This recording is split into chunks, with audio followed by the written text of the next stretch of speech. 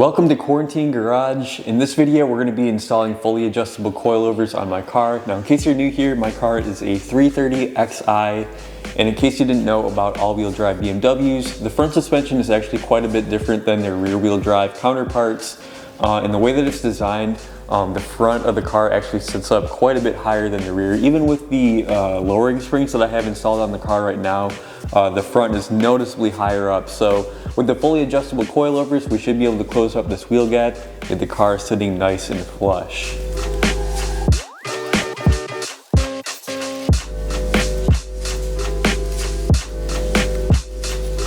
So like I was saying, the front suspension on these X-Drive cars is different, and I think as a result of all-wheel drive BMWs not being as common and maybe not as popular to modify, there's really not a whole lot of options for coilovers, especially if you want your car super low. But when I was researching on the forums and when I asked on the Facebook group, a lot of you guys highly recommended these BC Racing extreme low coilovers as being one of the lowest coilover options for this specific car, for the E90 with the X-Drive all-wheel drive system. So that's why I went with these. They're not terribly expensive. I think they're around $1,000 for this kit. They're fully adjustable, so you've got their preload, the ride height, of course.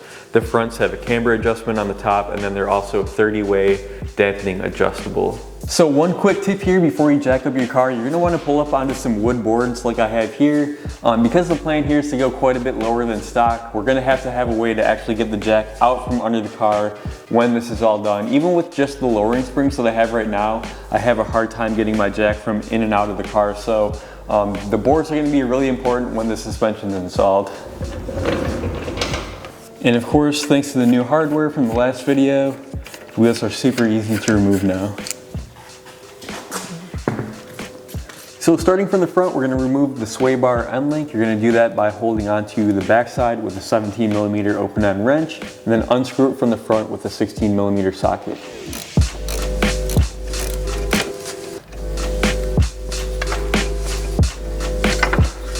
And then the way that this works is the bottom of the strut kind of clamps into this knuckle down here. There's just one 8mm bolt that holds those in. So you're just gonna take two 18mm sockets, untwist that, and then kind of wiggle this whole section down.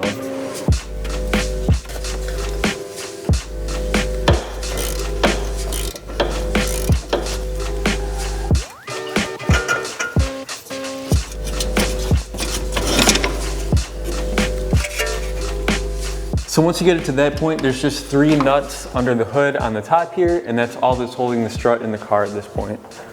So in traditional BMW fashion, we have a very cool design feature right here, which is that this strut brace is directly on top of one of the nuts that we have to take off. So I've seen some videos where people will take this entire cowl apart and will actually take this brace out of the car entirely. What I'm gonna try to do to save some time is just to remove this one bolt. It's an E14 Torx, and I'm gonna see if I can just scoot this over just enough so I can take that nut off without taking the rest of this crap out.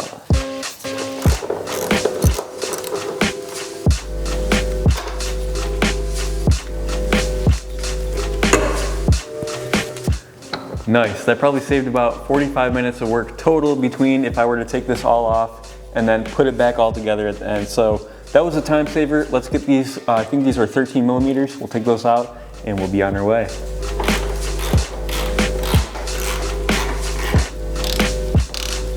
So when you get to the last nut, you have to be careful because at this point that one nut is the only thing that's holding the strut into the car. So as you're getting towards the end of the threads, you're gonna wanna actually reach under and grab it. That way it doesn't just flop out on the floor and maybe hit the brakes or something. So it helps if you have a second person, but just reach under here. I like to just grab it by the spring. That way I get a good grip on it and just be ready for it.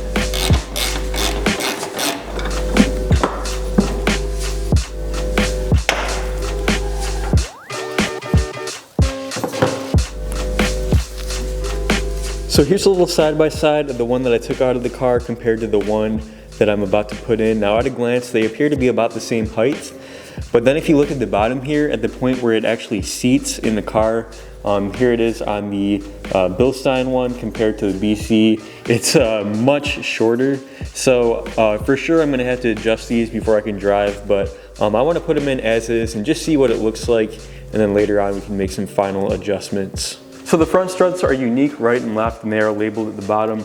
That way you get the right one in the right spot. So you just want to put the bottom in first, and then very carefully line up the holes on top. Now this is a hard part that would probably be a lot easier with another person, but we'll figure it out.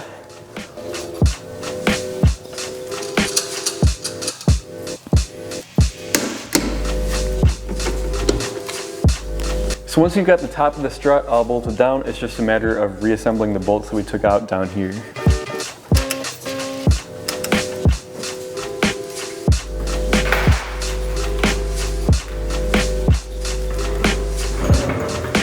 Alright, so I'll give you a little update here. I just completed the front suspension, that's all installed. Now when I first put it in, I actually measured from like the top of the wheel to the fender right there, that little gap, and at first it was actually a little bit taller on the driver's side. And then when I was looking back at the footage, I realized that the bottom of the strut wasn't quite seated all the way. So one thing that you want to pay attention to when you do this is that your struts are going to have this little ridge here. And that's where the strut is supposed to seat inside that knuckle. So what I did is I put a little bit of liquid wrench on there, and then I used one of my floor jacks to jack up from the bottom, and then I was able to get it properly seated. I just measured, and now we're the same amount of distance on both sides of the car. So everything's looking good. Like I said, I'm going to take a break right now, and then we'll come back tomorrow and we'll do these rears.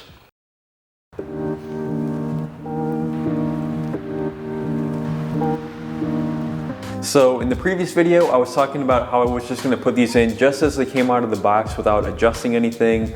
But then the more that I thought about it, since we got the extreme lows, I want to max them out, at least just for the video, just so that you guys can see just how low they go. Now out of the box, they kind of come at the medium setting, and from there you can go up about an inch and you can go down about an inch as well. So you do have quite a bit of wiggle room to really get this dialed in.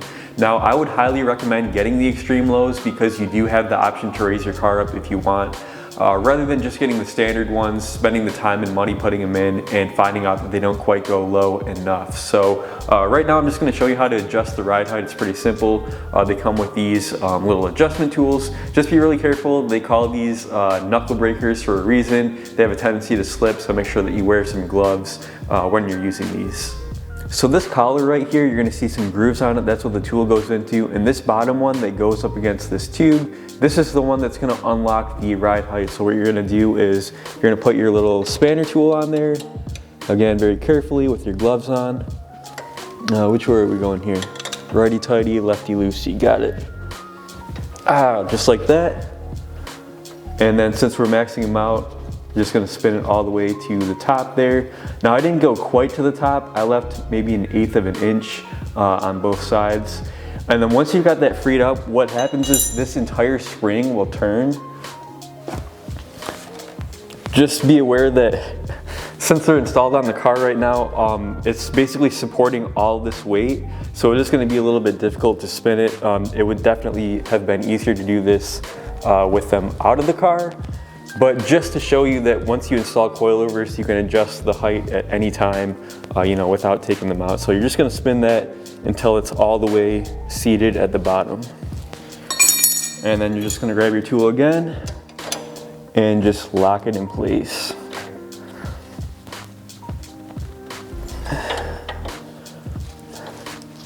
So because we're maxing out the coilovers to the lowest setting, in order to not have the wheels rub on the fender, I'm going to adjust the camber on the top of the coilovers.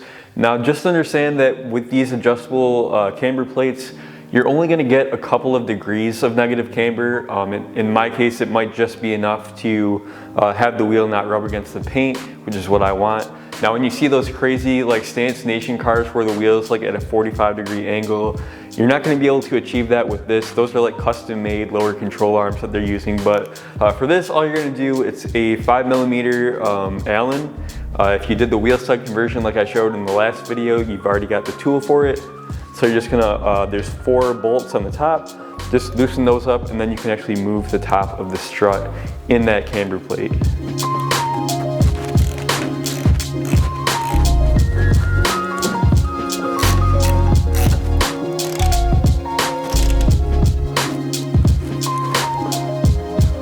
All right, this is the moment of truth right here. My only concern is whether or not I'll actually be able to pull the floor jack out from under the car once it's down. So I stacked up all the wood that I could find underneath the tires. Let's lower this down and see how it looks.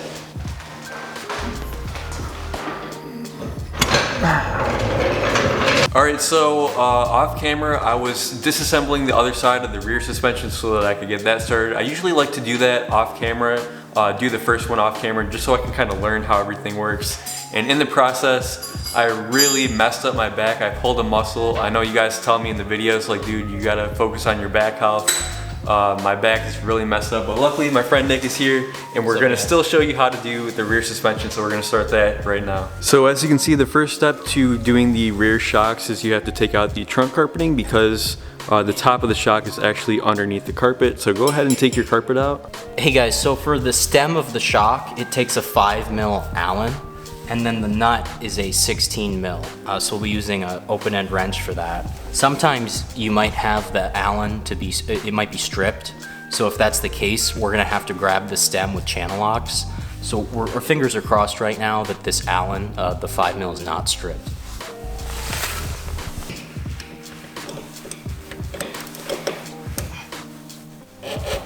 Yep, it's stripped. So because that 5mm Allen is stripped, we're gonna go ahead and hold the stem of the shock from outside the car. Sometimes you'll get lucky and you can get at the nut and the stem outside the car, but because this suspension setup, someone needs to be inside, someone needs to be outside holding that stem. So we're gonna make an incision so we can get at the stem, and we're gonna make it towards the top, like so. And the reason why is because we want to try to grab the stem away from the seal.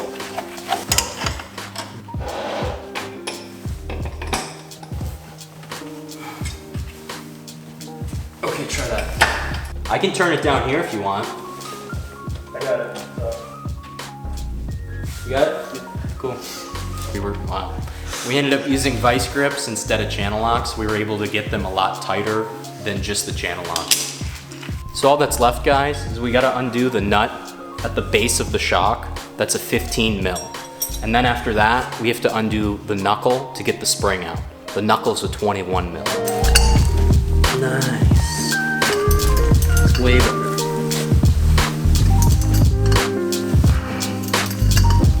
So next we have the lower control arm. We're gonna release that bolt with a 21mm. There's a nut on one end and a bolt on the other.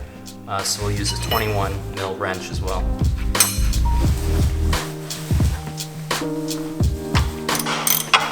I sprayed them with liquid wrench yesterday too, so. Yeah, they're not very tight, it's good.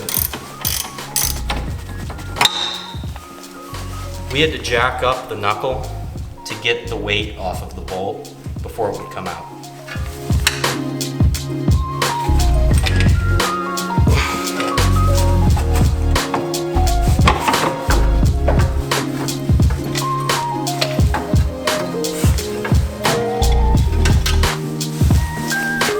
So on your stock spring, you're actually not going to use either the bottom or the top. This whole thing is going to come out just like that. And then on your new spring, you have sort of a rubber piece on the bottom, and then you've got this perch that goes on the top.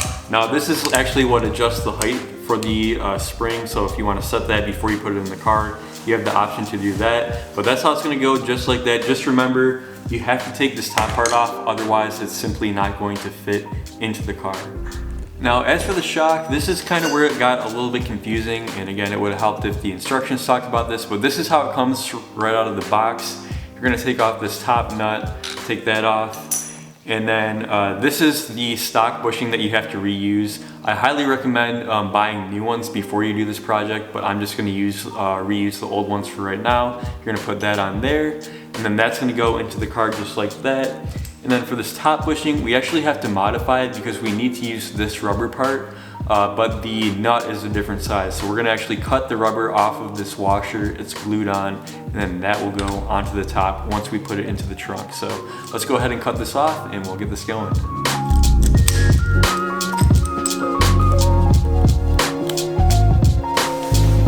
That's it, right? Yep.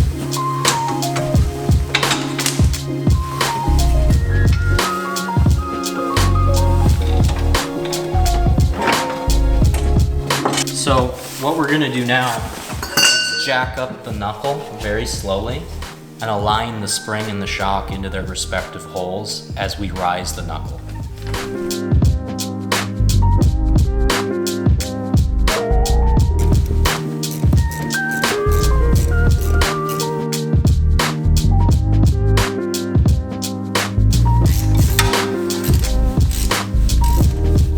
The last step for the rear is just installing the dampening adjustment. You can see it says hard and soft on the top there. And then this has like a very small Allen that actually goes inside of the top of the shock. And then it's got this little sleeve nut that will screw onto the shock itself.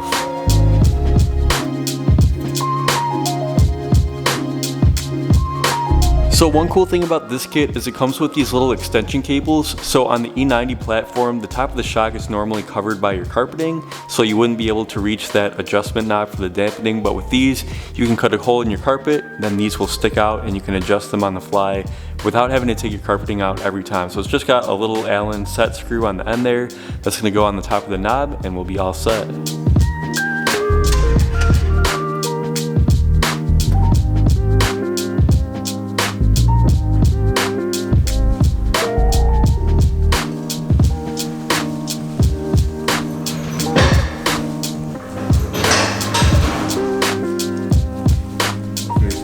It's flush. I wouldn't do it because it limits suspension travel and makes the ride uncomfortable, but it looks good. It looks good for sure.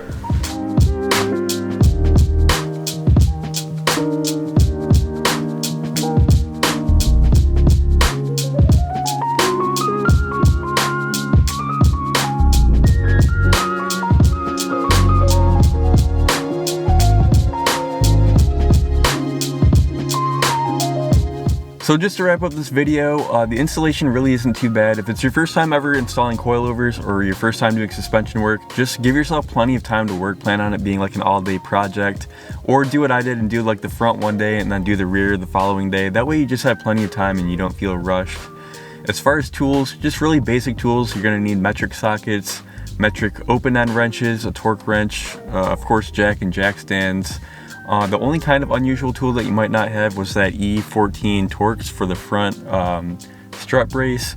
But besides that, pretty common stuff. You don't even need spring compressors because they're pre-installed. They just go right into the car, plug and play. That's another reason that I vote for coilovers over lowering springs. It's just they're a lot easier to install because you don't have to take the front struts apart. But besides that, it was pretty simple. The company that I ordered these from, Bag Riders, I'll put a link to these if you want to check them out in the description. I think that they might be shut down or like kind of partially open with the coronavirus. But I will put the link down below just in case you guys are interested in checking them out. Not sponsored by them or anything like that. I don't have any affiliation with Bag Riders, but if you want to check out the link, it's going to be down in the description. Big thank you to my friend Nick for coming through and helping me finish up the rear after I threw out my back. This is a couple days later that I'm filming this part. My back is a lot better right now, but I'm just glad that we got that done. So over the next few weeks, I'm going to be dialing in the suspension, getting the ride height and the camber and everything adjusted the way that I want. And then after I put some miles on the car, I'll come back and do a full review of these BC Extreme Low coilovers. Give me a thumbs up if you guys enjoyed the video, and I'll see you in the next one.